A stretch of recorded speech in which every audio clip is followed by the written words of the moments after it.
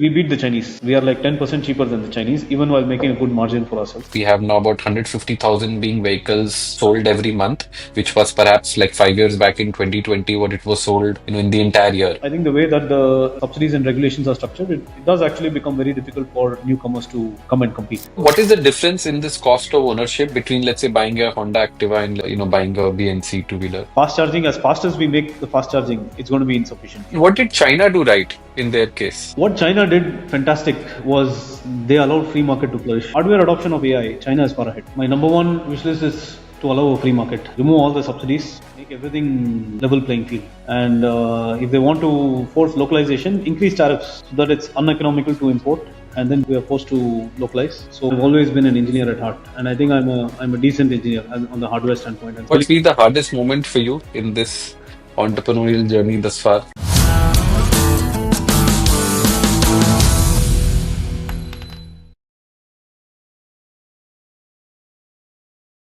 Hello, everyone. Welcome to Manufacturing Mindset. I'm very glad to have on the show Mr. Anirudh Narayanan of BNC Motors. Hi Sarvesh, thanks for having me on. No, great to have you on the show, Anirudh. We've been chatting for a while, and I can't wait to speak with you in more detail, around the topic that we have in mind, which is getting deeper into the EV ecosystem in India and everything that you are sort of trying to also build around it. Absolutely, absolutely. Super. So let's get started for people who don't know you and the, BNC Motors journey and Yeah. who are hearing it for the first time. How do you describe the brand and, the gap that it's sort of filling in the EV ecosystem? Sure, sure. So I started the company about 6 years ago, and so the how it got started is prior to BNC, I was at McKinsey in the US, and I ended up doing a lot of work on manufacturing and in automotive space especially. And basically, during one such project, I looked at BYD. I had an opportunity to look at BYD in a lot of detail, and I was very inspired by what they did. I mean, the kind of pace at which they have come forward, and the technology they have built, and so on. And my goal with BNC was to create a BYD equivalent in India. And we got started with the motorcycle segment, and within motorcycle, the 100 to 150 cc motorbikes is where we got started. Where it's arguably the largest segment in the Indian market with about 50% market share. And within that also there are many different variations. We went into the utility vehicles. So our first product, the Challenger, is a step through motorbike, we call it. So something which is made for B2B applications, for deliveries, for kirana wala, milkman, those kinds of applications. And took us about 3.5 years to in R&D to build out the product. And similar to BYD, we decided to vertically integrate completely. So we make our own batteries, motors, electronics, all the plastic parts, metal parts that go into the vehicle. Everything is made in house. A lot of the capex also made in house. So we have our own tool shop. Even things like assembly line we make in house. To the point, even down the line, if some large presses we make in house. And so we have really built a fantastic set of a wide and deep range of engineering and manufacturing capabilities within our company during that time, which after production even further became stronger once we started production. And what we found is that we could actually use these capabilities even outside of our captive application. So we started providing contract manufacturing services, certain engineering services in other industries for other customers, and that grew very well. In fact, last year it's about a 50-50 split between our electric vehicle business and our contract manufacturing services business, and remains a very strong business for us. And so I would say that today we are not only an EV company. I would say we have evolved to become um, a deep tech hardware engineering and manufacturing company. And so that's where we are. The other points of which my observation is, so during our process, once we started production, we started focusing on export market. So today, more than 50% of our vehicle sales happens in exports, not in the Indian market. And I feel with any hardware product oriented company, there is a set of things I call foundational capabilities, which is for me, it's things like battery manufacturing, motor manufacturing, electronics, and so on. And then there is a distribution capability, which is my network. In between is the product capability, which is bringing the foundation together. So I believe if we have a strong foundation and a distribution, the center can be anything. Like today it's electric vehicles, and it's a 100 to 150 cc motorcycle. But tomorrow, yes, we can make a wider range of EVs with all the same capabilities that we have. By mixing and matching in different ways, we can make a wider range of EVs. But also things like, for example, drones, which we are starting to look at. The same capabilities are very relevant in drones as well. Drones need batteries, they need motors, they need electronics, they have same plastic metal parts and so on. So the same set of capabilities can be applied in many different domains as well, which is kind of what we are starting the journey towards. So yes, we are known outside as an EV company, but I think we are going through that transition of kind of a larger scope of things, how we can use all these capabilities we have built beyond just the EV use case. So Very interesting. Yeah, there are so many points that we need to touch deeper upon. The yeah, last one that you mentioned, it also came up in one of the conversations we were interestingly having with a drone company recently, yeah, where they mentioned the same thing, that it's the underlying capabilities that we are building ultimately for a drone correct, that we believe can have applications, outside of the drone itself. And right, again, very similar, like while those guys are doing their own drone manufacturing, they are now also having a component business in-house, correct, because and which they believe actually in if it goes in a certain direction, it could eventually be larger than the main drone business also, yeah, right? Because that ecosystem is today missing in India. It's all the things that you're right now having to import. So you need people like you and them to be able to do this in India itself for others who are not able to do it. absolutely, absolutely, I No, agree. interesting, and not many people will actually venture from I wouldn't say it's an easy, but life in McKinsey in the US, very different life, white collar, etc. To moving to a factory setup in Coimbatore in India. I think that too you did it probably during the COVID period itself. Yeah, yeah, What made you, make that move? It's a very bold move to, and then yeah, from being paid a certain salary to now becoming a founder, start paying salaries for others. yeah, Very yeah. different mindset shift. So what moved that needle for you? So I always knew I wanted to come back to India. I had my mindset. I went to US for college actually. Went in for so I did my bachelor's in computer electrical engineering and then masters as well. Then I worked in aerospace defense in US for a couple of years. And then Yale for MBA and then McKinsey and so on. But the whole time I knew that at some point I want to move back, and I want to work on something that will help the country. Like that's my main motivation. It has to be something that's for the positive benefit of our country. So hence the name even Bharat New Energy Company. BNC stands for Bharat New Energy Company and so on. And so I think I was just waiting for the right idea that I would want to. Because I know once we fix on something, it's something that I want to dedicate probably rest of my life to, right? Like I don't see myself like doing something different, and so it should be exciting enough that I'm willing to make that commitment. And once this came about, um, honestly, even in the beginning, I kind of envisioned that there are a lot of, if we do this well, there are a lot of lateral things that we can do, because hardware in India in general and manufacturing is not up to the mark. To be honest, I mean, there's still a long way to go. And if we're able to build a good set of capabilities, there's a lot more we can do beyond just electric vehicles, which is what we see even in a company like BYD, because they are using their vertically integrated capabilities, and they are providing, for example, batteries in many different applications, motors. I mean, there are other technologies in different applications and so on. In the process, it strengthens their capabilities in each of these things, also makes their EV stronger. So that was kind of the mindset. So it was very, I think the possibilities were very exciting, and I think the benefit to the country also can be very very strong. And so that's what made me move back to start this company. Very interesting. And why Coimbatore? Like, and how's that choice also played out in terms of the talent and other, Yeah. ecosystem available in that city? Yeah, so actually, I'm not from Coimbatore. I'm from.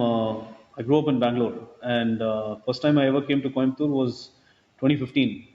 During my MBA, I came here for some reason. I had to come here, and I really liked the city the moment I came, because it's a very entrepreneurial city, and the work culture is very unique. People take a lot of pride in what they do, and a lot of ownership and so on. And there's fantastic engineering talent. Like there's so many good engineering colleges here, and especially mechanical, electrical. I think software is generally harder in Coimbatore, but other than software, the traditional engineering skills are extremely strong in the city, and very good manufacturing ecosystem also.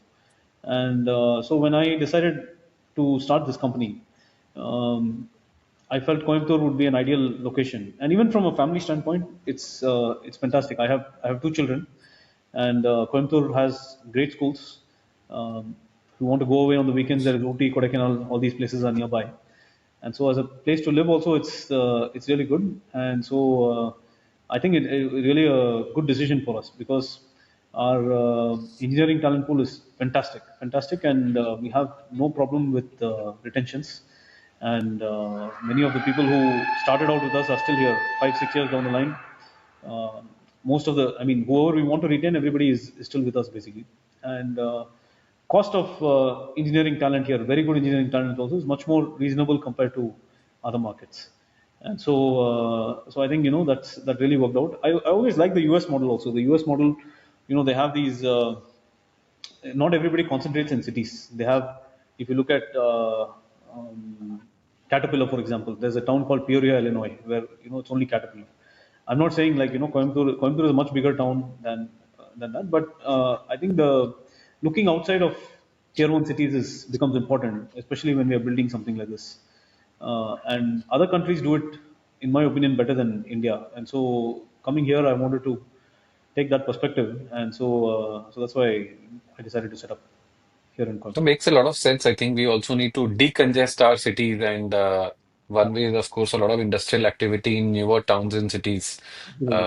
which helps, like you're saying, if there's talent available, then of course cost and all the other angles, any which ways play out and actually more helpful for the companies also. Very interesting. Let's dig a deeper into the EV, ecosystem, Yes. and spend some time on that one. And Mm-hmm. one thing which I think all of us are seeing is the rapid growth that's sort of happening in the EV two-wheeler space, especially, Mm-hmm. right? Where I think what we have now about 150,000 being vehicles, sold every month, which was perhaps like 5 years back in 2020, what it was sold, in the entire year, right? Which talks about the growth. Of course, a lot of that growth has come on the back of some large players becoming larger, which is the incumbents, including like a Bajaj, Correct. TVS, etc. And Mm. there are some new players like an Ola, Ather, who of course combined all of them have, meaningful 75-80% Correct. share of that market, right? As, someone who's sort of playing in that space, trying to get into that big Yeah. league, what Yeah. do you think is the right to win for a smaller player? And is there a space for a smaller player to survive or thrive rather in this ecosystem? Yeah. So I think right now there is. I think we have to find our niches where we want to compete. If you look at a pure retail perspective, selling through dealerships, I don't think small companies can make it. To be honest, as strong as they are, it's going to be a very challenging journey because there are multiple constraints. I think in the whole EV business, right? Like uh, there is a lot of challenges in just getting a product ready. So getting doing the design, validations, certifications, everything that's necessary to get the product ready. But post getting the product ready, scaling up supply chain, production, then distribution, all of these are very big challenges. So what's happening today on the retail front? First is any company has a huge setback due to certain subsidy schemes. See, there are a set of companies that you mentioned are able to avail PLI subsidy today, and PLI gives 13 to 18% subsidy on the vehicles sold. Today, the gross margins of many of the companies, if you just look at material cost minus, certain companies are doing well. Like I think Ola is hitting high 30% at this point, touching 40% and so on. But majority of the companies, I think 20% is kind of, or even sub 20% is what we expect. So when there are companies that are getting 13 to 18% subsidies, plus additional PME drive and so on, so essentially like 25,000 rupees subsidies per vehicle, it becomes very hard for other companies to compete in this sense. And then there is the incumbents. Incumbents in this have a lot of advantages. First is they're able to avail the PLI scheme, and PLI is capital. uh, the reason other companies can't avail is it's a one-time selection. In fact, we are selected, we qualified in the one-time selection. But beyond the one-time selection, there is a capex criteria. So only if we invest certain amount of capex, we can play. So, and the capex is, I think at this point, 1,400 crores or something. So it's a very large capex. It's not a nominal capex. So then a lot of the companies are not able to avail this subsidy. Second is the incumbents have large distribution networks already available, and so replicating that becomes challenging. And there were some other approaches which companies followed, but all of those approaches have been shut down by regulations. Like it's not possible to rapidly scale up a distribution. Every dealership outlet needs a registration, TC, trade certificate, and so on, which is a process on its own. So it's difficult to scale it up. And then there is financing. So let's say we have the distribution network, then there is pricing we're at a disadvantage, then financing. So financing today is a big challenge for EV companies. It's a big purchase for most people. So people want to get financing. In our case, because we make a working class vehicle, 90% of our customers require financing. And only a third of them are able to get financing approval. And it's based on the customer credit worthiness. If they are in a good job, they have sufficient salary and so on, then it works. In the IC side, the financing is very well-oiled machine because the resale value of the vehicles are well established. And incumbents also have in-house financing, pretty much like an in-house financing support, which makes things a little bit easier for them. And so, with startups, financing again is a problem. And so, I think any strategy that companies form have to account for the realities of these situations. I think if they're not, then they're kind of fooling themselves that despite these we can still win.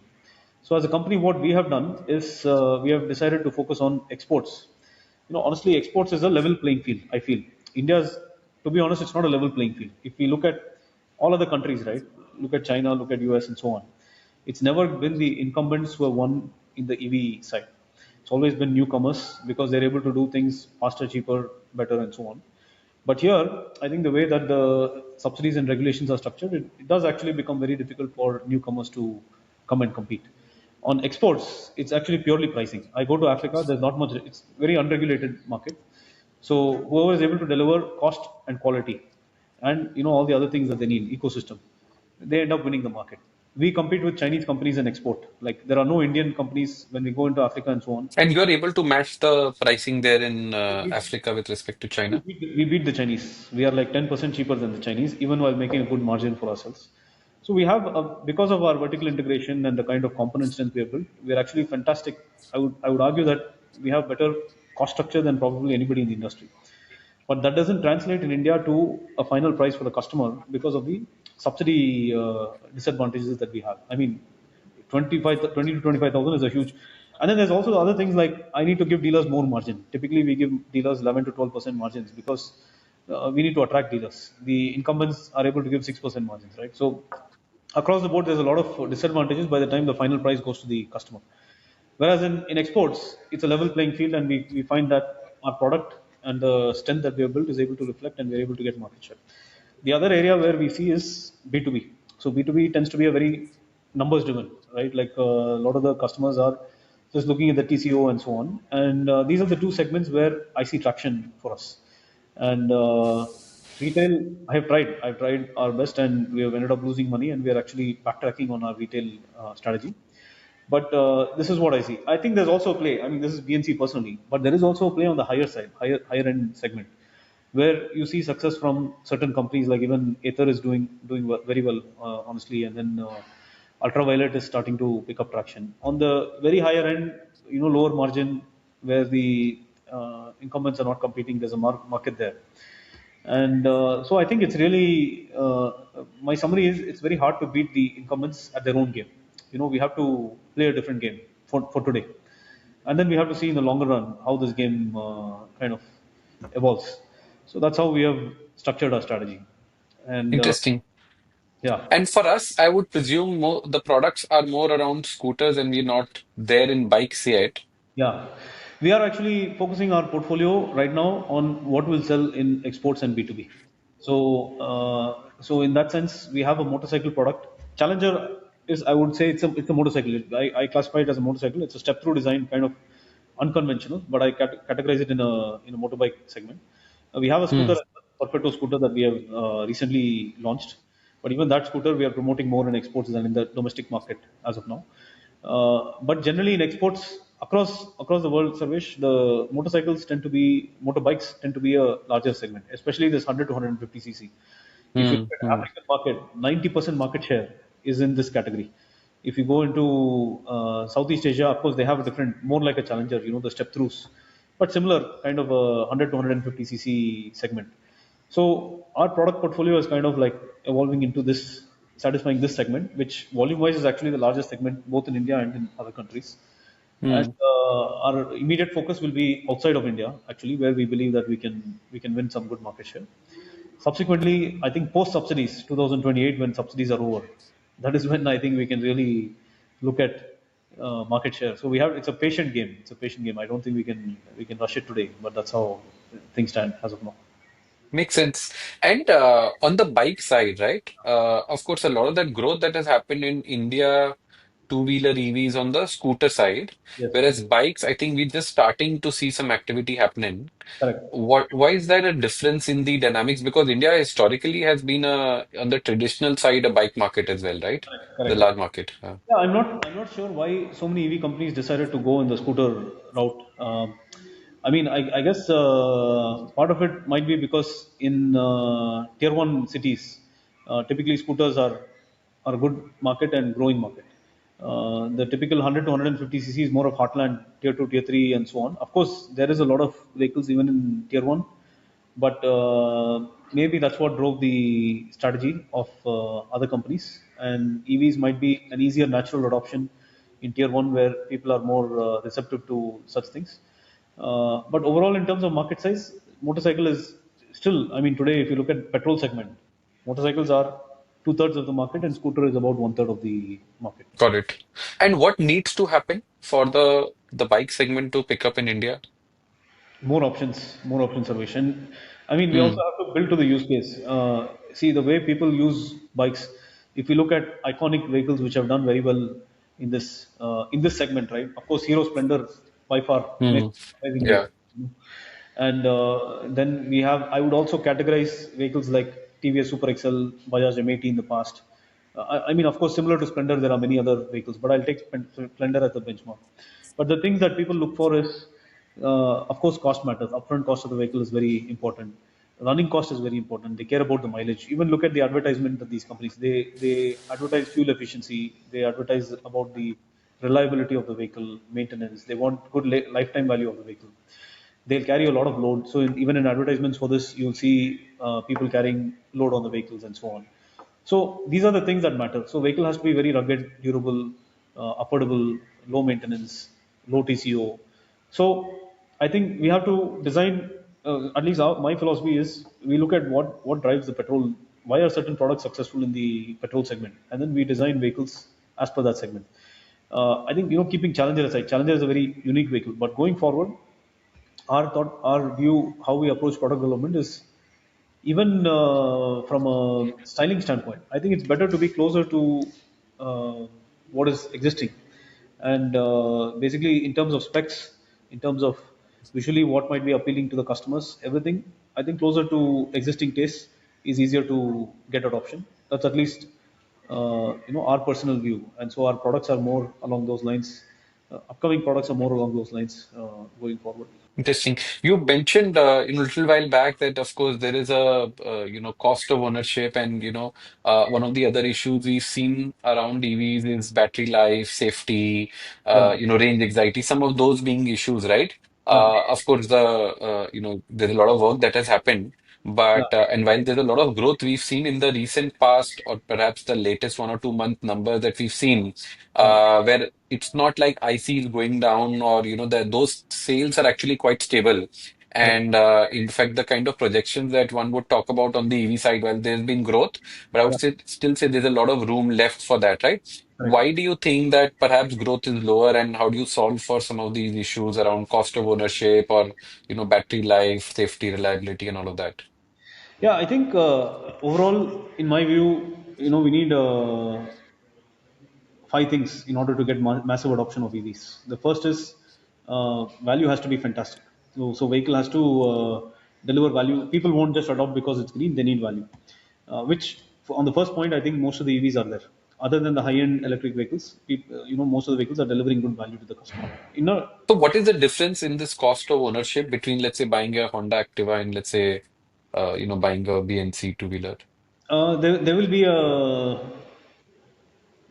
15-20% difference in the cost between the two vehicles. But for most users, they will break even on that in less than 1 year for the amount of driving that they do.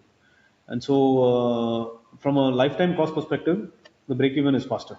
But this is where financing becomes important because for them to realize the cash benefit from day one, if they're able to finance the product, their cash outflow is going to be a sum of the EMI payment plus the fuel cost and the maintenance and so on. So when they add up all of that, if it's financed, then they realize that benefit immediately. But if they're And having to, is resale value coming in as a barrier in the financing part of it? Because like absolutely, there have been some standalone EV financing players who've also been funded. I don't know whether they've scaled or not. And yeah, then, of course, you have the incumbent financiers who have also been looking into the space. yes, So what's been the barrier for them to finance? Is it like they're not sure of the end value and, absolutely. That is one of that's the a biggest, factor? one of the biggest barriers is that the resale value is not well established, which is fair. And so a lot of financing companies also request a backstop from OEMs like us. So they say that Hmm. in the event of default and repossession, we have to cover the buyback basically for the residual principal value and so on. So we are even willing to do that. In many cases, we do that with our financing partners. Even then, there is a reluctance to take it on because there is a question of how much, in the event of massive default, how much can the company actually absorb versus how much will go at risk. And so, because of all these challenges, financing so far has been, I would say, there is still a lot of room to go, and it's probably one of the big barriers of adoption today.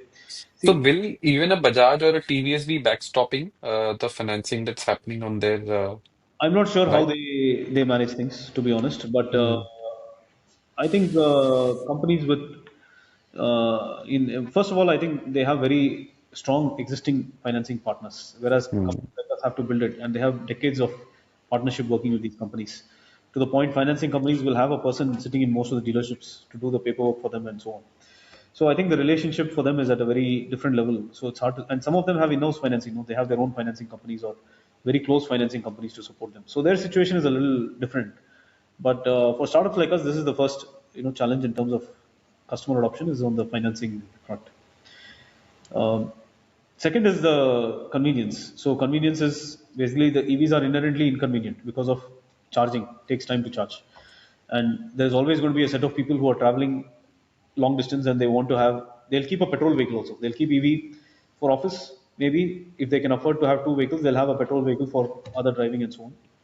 So until we solve we make it as easy to use as petrol in terms of refueling. I think that will be a challenge. And to me, today there's only one answer, which is swapping.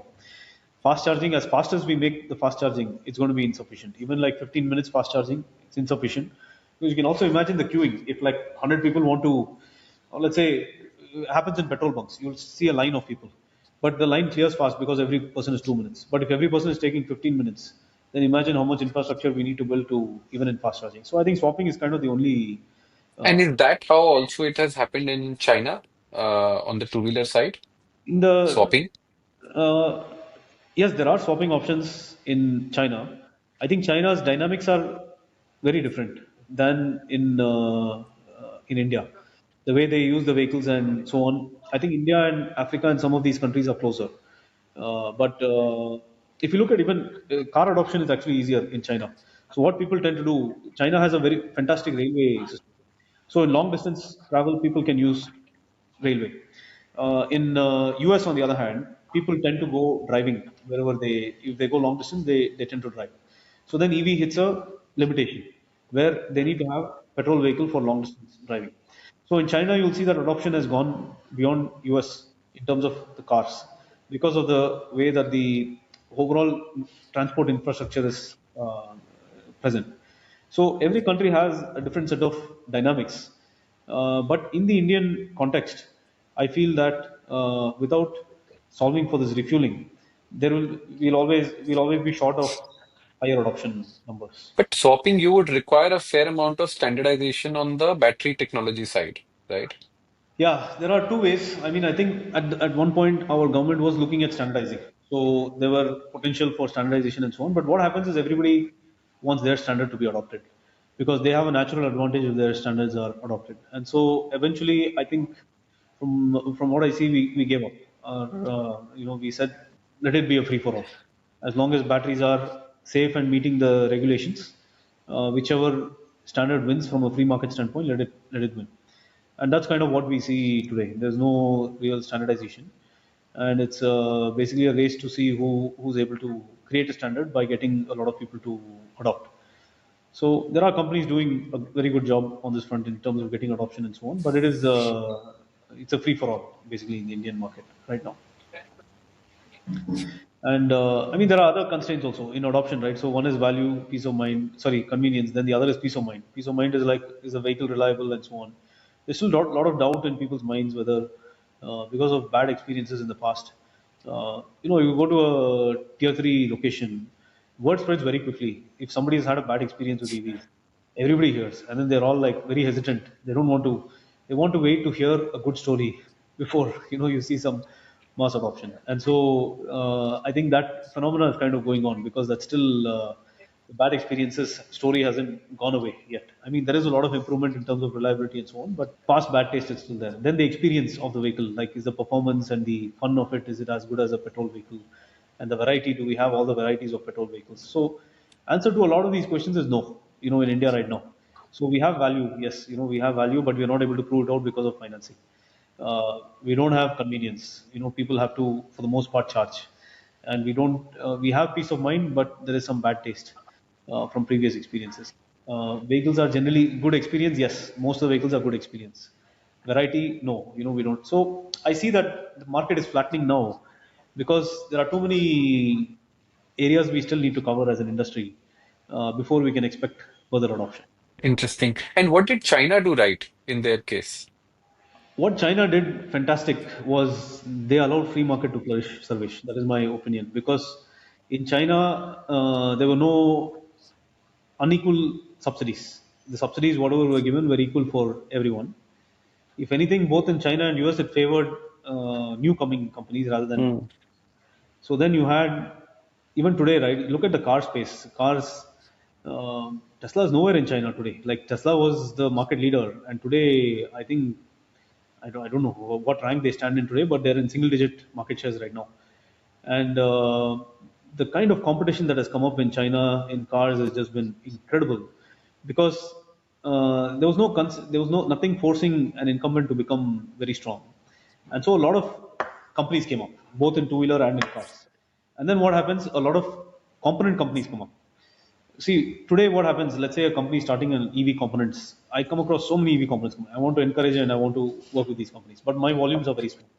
For these companies to survive, they need to, who do they sell to? They have only five companies. If they want volume, they can only go to five companies.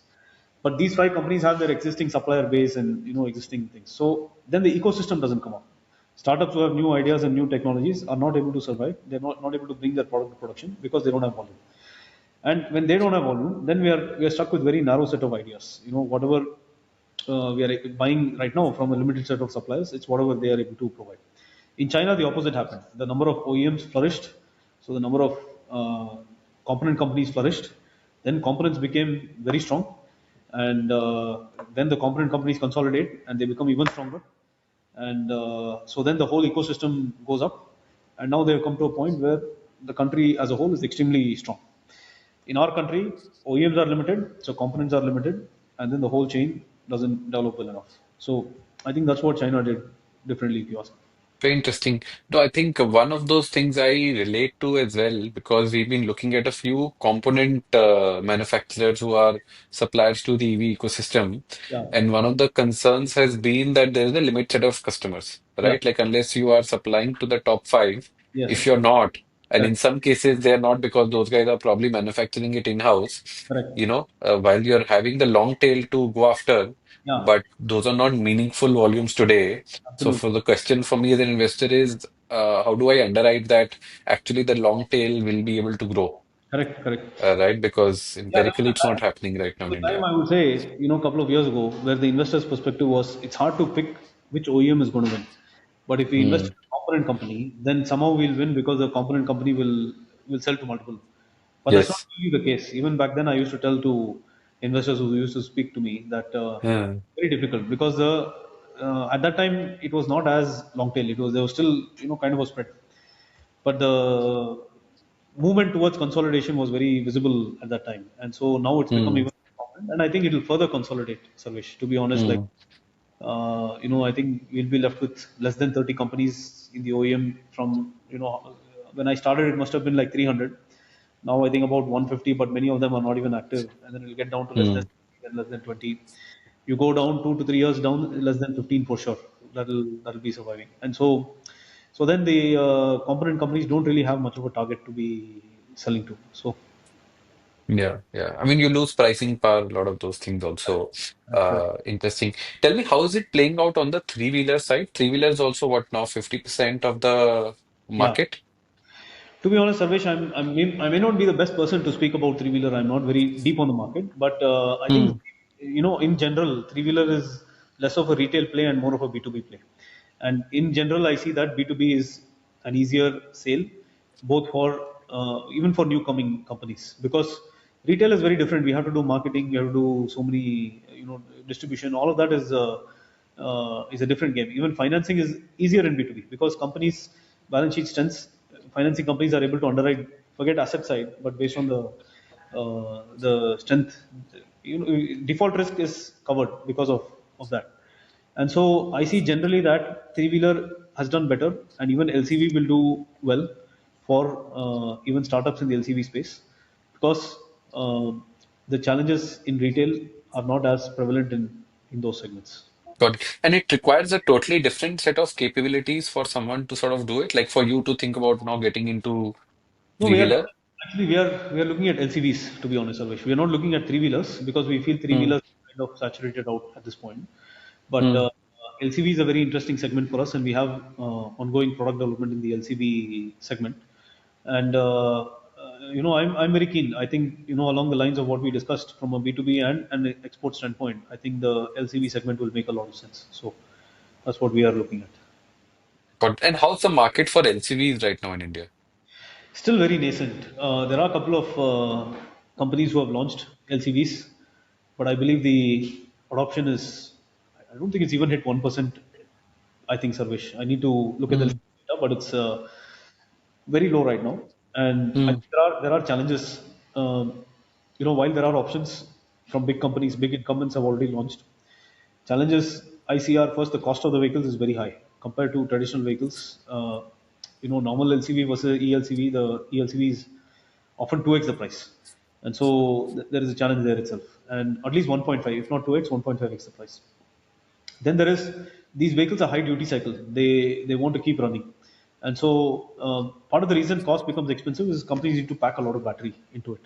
And even when they pack a lot of battery, it's still intercity. People are able to use intercity, not across cities, right? So then, if you want to achieve that, again, I think it comes down to how can we speed up the refueling, and only with good swapping options, which we see in China. In this aspect, we see this in China very clearly. On commercial vehicles, when swapping started to pick up, then the adoption of commercial vehicles in the EV side became much more prevalent. So I think swapping is very necessary So for then adoption. someone has to take the leap basically on that front Correct. of making it happen. I know there are players like Battery Smart who are, Yeah. of course, championing this. Correct. And three wheelers that doesn't have as much of that problem because three wheelers are used within the city. Of course, they also are a high duty cycle vehicle, but they, with a larger battery and with even fast charging and so on, and with battery swapping within cities, they're able to overcome that. But for Mm. LCVs, battery swapping on highways, larger batteries, there are a lot of other challenges that I think we need to figure out before we can expect higher adoption on this. Got it. Got it. Interesting.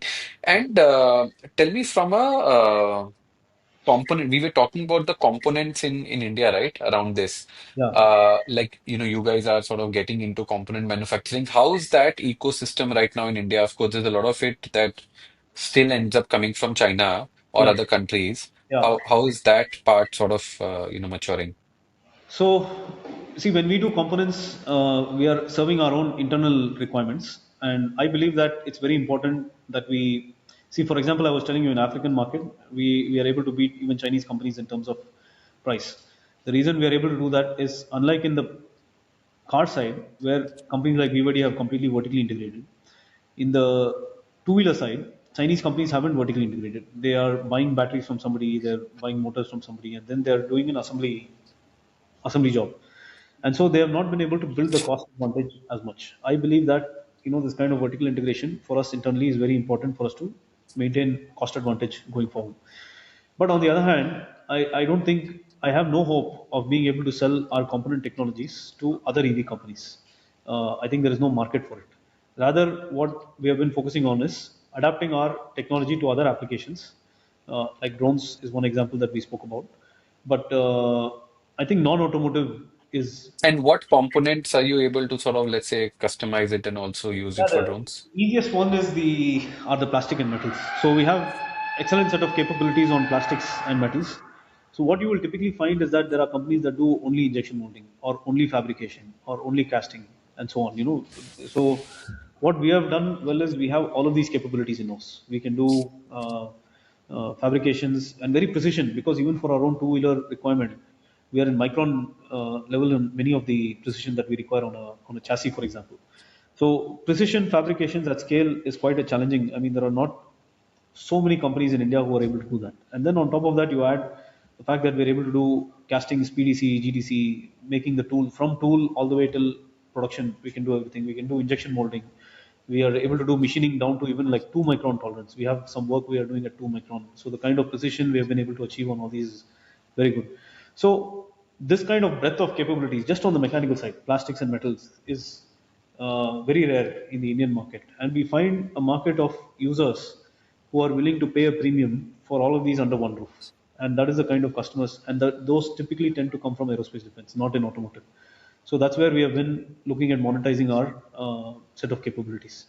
And similarly on batteries, I don't see us, even though I would say arguably we have probably the best battery for any two-wheeler application in terms of cost, long life, and service. In any aspect that you take, it's probably the best battery. But I don't think I can ever sell to another OEM. So we are just And why taking, is that? Because there are people who are today selling battery packs. Of course, you all know the cells are imported, and yeah, there is some level of assembly and some level of yeah, be it the software or some other tweaks that you can make to the battery pack, right? yeah. Uh, there are people who are doing it. Yeah, but who would we sell to? I mean, it's the same five, six people. If you want any Hmm. reasonable volume, I have to go to the five, six people. So Hmm. in my opinion, there's no market for it. With if we the long tail is too long and too difficult. So Hmm. it's better to look at how can we use this capability that we have on battery in other Hmm. applications. Because in automotive, I feel that there is no market for all the components that we have built. So. You mean similarly look at it in the drone context where you also again need a. Drone context or anything else, even in there are other, even energy storage, for example, can we use Hmm. battery packs? Because cost wise we are fantastic, I would say. We have a lot of cost advantages on the battery and so on. So can we take this technology and adapt it into energy storage applications and so on? So that's kind of how we are looking at lateral places rather than within automotive to deploy our capabilities. Got it. Interesting. And tell me on the motor controller and all the other electronics that go inside an EV, vehicle, Yeah. how much are dependent are we on China right now? Do you think what we've been able to at least get some components from India now? In general, in the ecosystem, not us. Yeah, no, no. I can answer in our context also. So in our context, Hmm. we have to import cells. We used to import magnets, the rare earth magnets. Now we have alternate solutions, and we have to import semiconductors. These are the three major imports. Other than this, at least BNC is able to make everything in house, and we have supplier ecosystem for things that we can't make in house, like tires and lamps and so on. We have to buy from suppliers, and we have sufficient supply base. I think most companies can achieve this as well in the Indian environment. Other than like cells is, I think other than Ola, nobody else has cell capabilities today. And magnets needs to develop, honestly, Sarvesh, because magnets is really a huge risk for the whole. And I think we How set far ourselves. are we? Like I know there are players again who are working on that Yeah. magnet piece. How far are we? So I don't think it's very difficult, and I keep coming across companies who are working on it. But probably the closest might be around 6 months, 3 to 6 months away, I would say. Hmm. Still some risk. I mean, we need to see if it pans out. In the meantime, we can't bet that it's going to happen, and so we have to keep finding alternate ways. But at least some work is going on after these tariff issues came and so on for localizing. Hmm. Hmm. Hmm. Startups who've been reaching out over last like more than 3 4 years, but nobody has done anything. But now there's a real need, and so I see that finally companies are working on it. In fact, I don't. I think from whatever I see, India has sufficient deposits of neodymium and other rare earth materials. It's only processing it and building Yeah. magnets out of it that's not been done. And so I hope that ecosystem can come up quickly for us. And there are two trends, of course, that are could be potentially disruptive. One is, of course, is the sodium ion batteries as opposed to lithium ion, Yes, and the other is your magnetless motors. correct. Where are both of those in terms of commercialization today? So magnetless motors, I think most people have achieved, Sarvesh. It's not, Hmm. not really problematic, and but I think there is, if magnet motors are possible, then it's in terms of some factors like power density and efficiency and so on. It is better to have uh, motors with magnets. So I would really like to see that ecosystem coming back up. So whatever is being done today is kind of a compromise because of the constraints that are there. In terms of So you mean we need those heavy rare earth metals which have no, been better, restricted right now? better, it's We're better, making do without it, but ideally you need it. better with it definitely. In terms of the cell technology, I mean, there's a lot of cell technologies which are upcoming. Sodium ion we have tried in house. There are certain see. Sometimes the other thing that happens is like lithium is at scale today. So even sodium companies, since they don't have sufficient scale, price is not necessarily lower right now, even though it should be lower. And there is a roadmap to seeing it becoming lower. Since the adoption is not there, the price is not necessarily lower. And there are other constraints. There's a lot of safety evaluations. There are different chemistry adaptations of sodium ion, and every chemistry adaptation has its trade-offs. And so in some of these things I think it's not probably the best thing to be a first mover. It's better to watch and wait for somebody else, observe what fails for someone else, and then learn from that, and then do it. And so we are in a wait and watch mode as far as solid state is concerned. But also similarly, there are sodium ion, but solid state and others Hmm. are also very interesting technologies. Where in solid state we're already seeing some Chinese companies starting adoption and so on. And so within cells, there are multiple developments that are ongoing. And I think as a company, we are watching all the developments and just looking at the maturity level and where it may make sense, what may make sense for us to pursue further. So that's And where what do you think is missing in all of this that we just spoke about from a government action point of view, right? There are a bunch of things I think the government can also help out from an ecosystem point of view. yeah. What will be your wish list on that? My number one wish list is to allow a free market service. Like basically remove all the subsidies, make everything level playing field.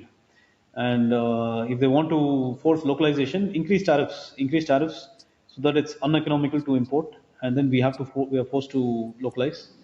But when it comes to localization through subsidies, forcing localization through giving subsidies, there's a lot of issues that come in that. Like, are people truly still localizing, or are they, showing some validation locally but importing and so on? So that's very hard to monitor, and it just creates more regulatory overheads.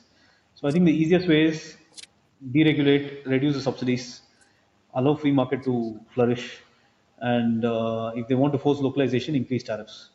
This is my ideal solution. And supporting companies with debt in manufacturing in general, debt is very much required. And while central government, you take something like CGTMSE scheme, as per the scheme, 10 crores credit guarantee is provided for every company by the government. But in reality, companies are not able to realize even something like CGTMC, and they may get like 2 crores or something again. And what For is the issue that happens? banks are not implementing, or they have their own risk criteria, so they don't you know they don't adhere, they don't want a case of default. So when if they lend 10 crores, In a case of default, maybe central government is backing it up, but banks don't want the default. This challenge I hear across founders, not just EV, but in general in manufacturing, Yeah, where the banks are actually not as aggressive as they should be on the lending front. manufacturing in India is going to be held back as long as uh, Hmm. debt financing is a challenge, and debt financing is a huge challenge. And Yes. everybody just comes back to what is the personal collaterals. And as founders, how much can we do? How much personal collaterals? Our life is already given, So beyond that, like give more collateral, more collateral. Where can we dig it up? I don't know. So that's we. I mean, as founders, we give personal guarantee for loans. We give our collaterals. Everything is given already. But that's I think a major constraint is that. And then there is infrastructure challenges. And then in terms of regulation, there are additional challenges like things like let's say capex subsidy, right? So even capex subsidy is not really there are schemes that are announced which don't happen in reality.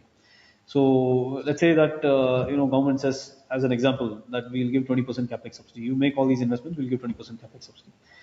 In the initial stages of starting the company, I believed that it was even in our business plan, in my cash flow projections. I would put that okay, I'm investing this much capex. 1 year down the line, fantastic. I'm going to receive 20% back, and then I wait. It doesn't materialize. So my business plan goes for a toss. Of course, today that's just a bonus for me. I've learned from the first lesson that I should never take these things into account.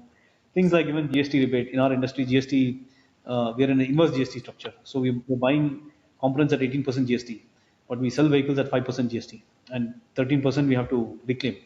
And the whole process to reclaim that is very time consuming, takes a lot of time. So our cash gets stuck.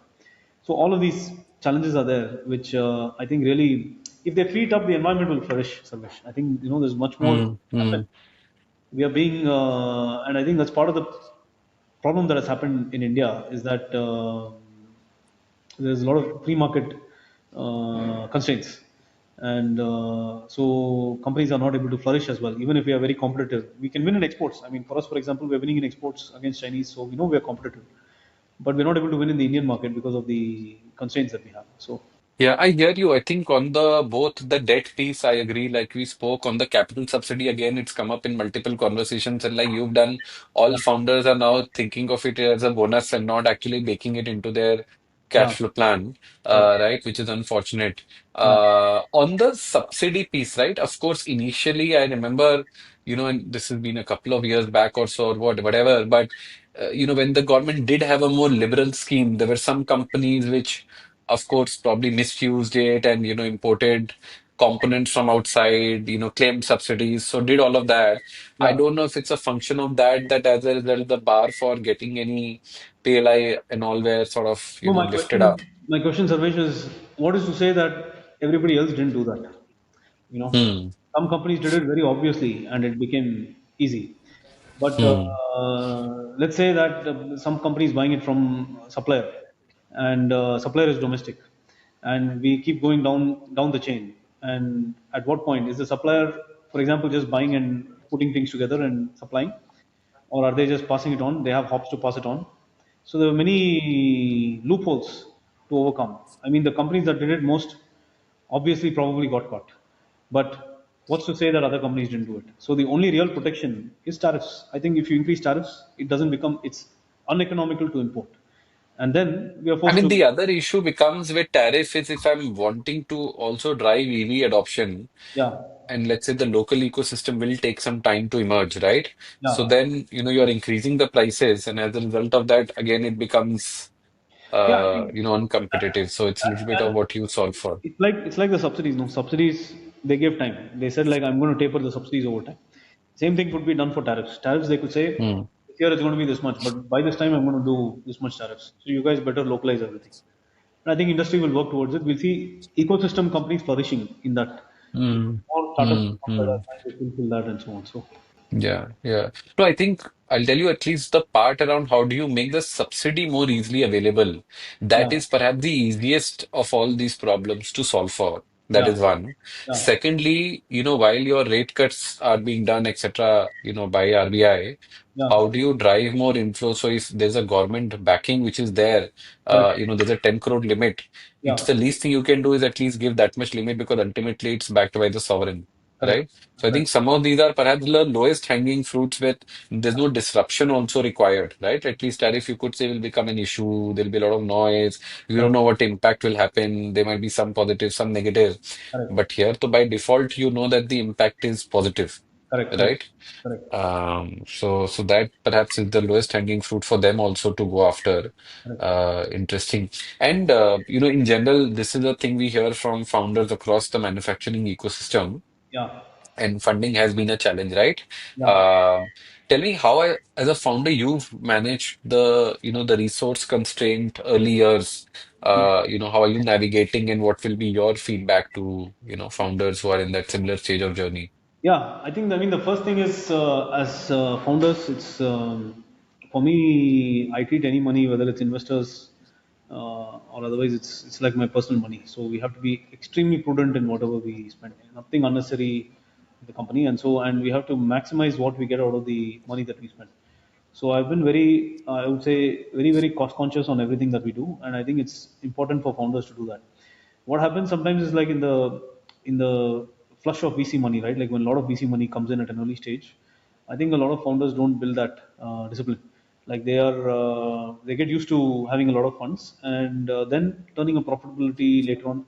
Eventually, that's necessary. I mean, we can't survive forever without turning profitable, and so I think that is important. Like being just very prudent with how funds are deployed and working towards profitability. And I think in our industry, Sarvesh, profitability is very important because there's only been two companies in the history of EVs who have been able to achieve free cash flow positive, and that's Tesla and BYD. And how long are some companies which seemed very big and these companies looked very unfailable. We can already see that they're in a downward trajectory. And I mean, outside of India, you look at Gogoro, for example. Gogoro was at one point like fantastic. They were like a role model company, but now struggling because they've never turned a profitability. So I think that is a very important metric for companies, and so that's I think something that most founders should be focusing on. And second is I think to be realistic about where they can win and where they have to find other means. Founders start with a lot of energy. Even for me, I'm not saying that we didn't try retail. I got completely beaten up on retail, lost a lot of money, and then decided at least that this is not something that in the short run we'll be able to succeed on. So I think similarly, founders have to be realistic and be willing to pivot and find other means to achieve their goals. And these are the two key things I would say. Just being very conscious of how the funds are deployed, or three things. Second is focus towards profitability, building a sustainable business rather than always counting on funding. Fundings have their cycles. Like right now, I don't think EV is an exciting cycle from a funding standpoint. So the only way to overcome that is to run a sustainable company where they don't require funding. And yeah, I mean, third point is know where they can I mean, win. you still need capital for growth, right? For capex, for working capital. Yes, And that for us as a, investor also, it's been one of those questions as we think about this yes, ecosystem is how do you de-risk, correct, correct. right? It is Even a from capital an investor, intensive business, so how do you even de-risk? even from an investor standpoint, Sarvesh, I think if you were, as an investor, if you were to look at a company that's loss making versus a company that's already profitable, and they need capital for growth, like working capital and some capex, and you can see a clear path that this company is going to continue to. I think for you as an investor, it might be less risk to deploy, and so that's generally at least what even I observe in the market, that investors like to want to see profitability now, or a very clear path that in the very near term this company is going to become profitable. Interesting. Tell me for you, I mean, you moved from which we were discussing earlier, right? Like from consulting to running a hardware business where all the complexities that we've just sort of discussed. Yeah, What do you think are some of the traits or experiences that actually have helped you yeah, in, going through this journey? yeah. So first point is I've always been an engineer at heart, and I think I'm a decent engineer on the hardware standpoint, and so that made the transition much easier. Even at McKinsey, I think I did well because I was able to apply the hardware knowledge that I had and so on. And so that part of it has been, even building the team, guiding the team technically and so on, has been okay. Something I really enjoy, and so on. Where McKinsey has helped me a lot is actually in the breadth of exposure that the company gave me. that the firm gave me. And there's so many. I've got to see manufacturing facilities across the world doing different types of manufacturing. Got to interact with C-level executives in all these kinds of Fortune 500 companies. Being young, fresh out of MBA, and having this kind of exposure, I think is just amazing. What McKinsey offers is very unique kind of learning opportunity, because we typically spend like 3-4 months on one project and then we move on. In the 3-4 months, we learn a ton of things about that business. We to be able to sit in a C level and be able to answer questions that they're asking about their own business, right? Like we need to become sharp. And so I think that exposure was really fantastic. And even the way people think, the way decision making happens in these kinds of larger organizations, all of that exposure was very good. So that translates well here. In startup setting, the other additional things is McKinsey is like the kind of, we travel business class, we stay in nice hotels. So once we come into startups, all of that is gone, and we have to kind of lead as founders. We have to lead by example, right? So we have to also we can't. It's difficult to go back to those kinds of things, and so I think those are things that founders have to be So willing. what's been the hardest moment for you in this entrepreneurial journey thus far? There have been many very very tough moments, Avish. It's not at all Mm, a journey. Especially EVs as a business is like a very very challenging business. Uh, mm. I mean, you start, and the first thing is defining a product. What do we want to build? Then you build, and then you have to get an engineering team together, build the product, and so on. Then you go through certification. In between, for us, certification rules change like 3-4 times because of all the fire issues. So we kept recertifying, all these things. And then you have to do validation, ton of validation in our space. So a lot of physical driving, every component has to be validated. Even nuts and bolts have to be validated. So a lot of time goes there. Then developing the supply chain. So the first 3.5 years was spent on doing all of these kinds of things, and then you get into market, and again you get beaten up. Here up to here there are some beatings that you get here and there. You get beaten up by suppliers. You get on design some things fail, doesn't work out. So a lot of beatings you take in this phase. Post launch, a lot of additional beatings, like the parts don't come on time, you're not able to produce. In our business, one single part, 10 rupees part, we've had experiences where there's like a 10 rupees part holds up a 1 lakh rupees vehicle. We're not able to produce because we need that 10 rupee part there. So it's a weakest link game across the board. The wherever is the slowest, whichever is the poorest quality, that's what is going to affect. So every part of the vehicle, every supply chain item has to be strengthened to come up there. But even that is on the supply side. On the demand side, building distribution, building financing, getting this going, building a brand. So many challenges. It's not at all an easy industry by any means. I mean, there's challenges in every part of the journey. And I think as long as that's if founders are passionate about it and they just roll with the punches that come, it's okay. Otherwise, I think it can bog down a lot of people. Just going through this journey is very can be very challenging. So I can imagine. And what is it that you are most excited about everything that you're building at BNC? There's yeah, one technology or product that you are building I that you think think, what we have done probably better than anyone else, Sarvesh, is this foundational capabilities that I described is probably better than any automotive company in India.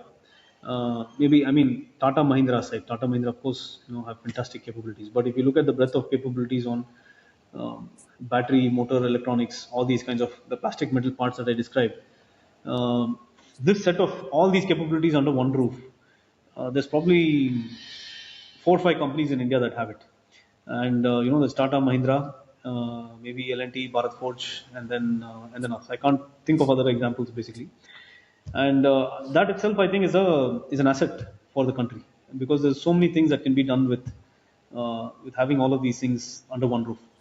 If you take companies like let's say Samsung and LG, right? It's these foundational capabilities. Like they have these set of foundational capabilities which they're able to combine to make refrigerators, washing machines, ACs, TVs, whatever it is. It's a mix and match of these capabilities. So that's why I think the foundation is very important. The distribution is very important. Product can be anything. mm, As long as we have good engineering discipline, we can use these capabilities to build products very quickly. So what we have done excellently is the foundational capabilities are, I think, I'm proud of what we have built here. On distribution, it's an emerging strength, especially in the African market and emerging markets outside of India. So you could imagine a scenario where tomorrow let's say, for argument, I decide to make a refrigerator.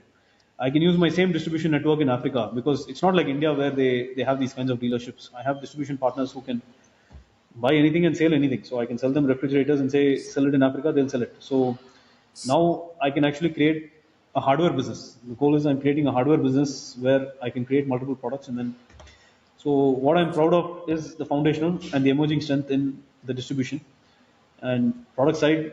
There's more portfolio work that needs to be done, but we have done good ground level work on which we can build up from. So So what does BNC look like in 2030? I want to be a hardware powerhouse, Sarvesh. It's like that. That is my goal. No, it's not an EV company. I want to. Hmm. It's about being very strong in hardware. I'm also very excited about AI and what's happening in AI. And I think whatever AI has done for software hasn't translated as much into hardware so far. You see these apps like Cursor and other things which really just speed up the number of people. You can reduce your headcount and you can increase your throughput at the same time. Same thing is going to happen in hardware. So my next goal is this foundational capabilities that I mentioned to you. I want to strengthen it using AI. And we have already started this journey. We are deploying a lot of in-house automations on various aspects of the business, wherein with the same number of people, we are able to achieve better throughput, better quality, and all of that because of AI. And so, And are you starting to see that productivity, or is it something which is in the works and you believe like there's a wherever maturity? wherever we have deployed, we are already seeing that productivity. So, and I mean, in the hardware value chain, there's multiple parts of the value chain. We start with design, and you go into like DFM, design for manufacturability, then tooling, and then production, and then so on. So we have projects ongoing for all the parts of the value chain. So wherever we are deploying AI solutions, we are seeing a lot of speed up already happening on those parts of the value chain. For example, product we're about to launch, motorcycle product, it's called the Messenger, and it's going to be targeting the African market. So Challenger took 3.5 years. I mean, of course, we had to make the base level technologies and so on. Perfetto, the second product, took us about 2 years to build. This Messenger is about 9 months to build. An entire product from concept, like just a sketch on paper and like this is the specification, out into production is like less than 9 months and at I don't know incredibly lower cost, one fifth of the cost of. And this is thanks to some of the AI tools that we are already deploying on the development side. I think same thing has to happen on across the company on manufacturing side and so on. And so that is my immediate focus right now is to bring in. So in the company we have excellent mechanical engineers, we have electrical engineers, we have software engineers, and so upskilling all of these engineers with the latest AI tools wherever required, developing our own in-house AI tools. That's what is exciting. And I think if we crack this, then we have truly an incredible strength on the hardware side.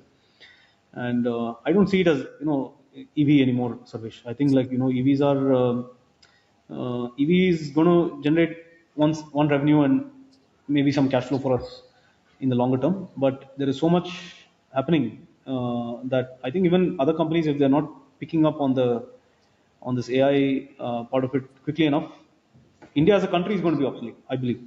I mean, our manufacturing, whatever we are investing in, will become. China is getting so far ahead, in terms of like dark factories and in terms of hardware adoption of AI. China is far ahead.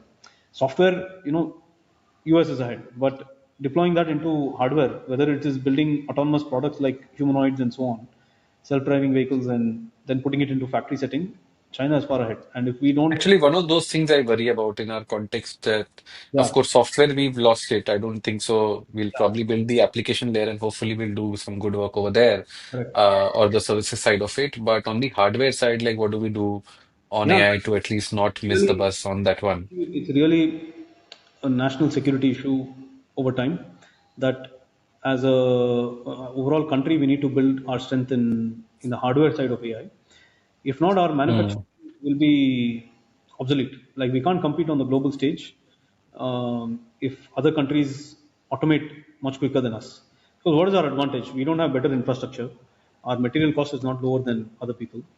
Our today it's our labor is lower cost, and if labor becomes less relevant in an automated setting, then yes, it's our human capital in terms of designing and so on. But even if our human capital in terms of engineering and design, um, we don't adopt to the latest tools to speed up on that front, then our long-term competitive advantage is very questionable. I think it's very important for the whole country to take this up on a very urgent basis. Otherwise, we're going to be in a very tough position down the line. You look at even in from a defense standpoint, right? Like in with the drones and humanoids capabilities and everything coming up, it'll be very asymmetric if we don't build these capabilities quickly. And so that's And tell me, apart from China, is there anyone else on the manufacturing AI side where there's some decent work happening? US definitely. Apart from China, US Hmm. definitely. And but I think I see China being just far ahead of the rest of the world on this topic. There are of course pockets here and there, but as a whole, bringing the whole, and I think part of it is China has taken the lead on hardware generally, in manufacturing and hardware, whereas the rest of the world, like US, has led on software and India on services and so on. But purely from a hardware standpoint, if you look at again EVs, right, as an example, Tesla is very good. Tesla software is arguably best of any EV car. But from a hardware standpoint, BYD has gone much ahead of Tesla in the last couple of years. And similarly, even in humanoids, yeah, maybe Optimus, the software and so on will be good, but the number of humanoid companies coming up in China and the pace at which they're growing, they'll have hardware superiority. In software, they'll catch up, right? It's a matter of time. And so I think without the hardware strength, without building hardware strength in India, we're at. So I really think what you're doing, Sarvesh, with the manufacturing PE is very important. From even national security standpoint, in the longer run, that we build this.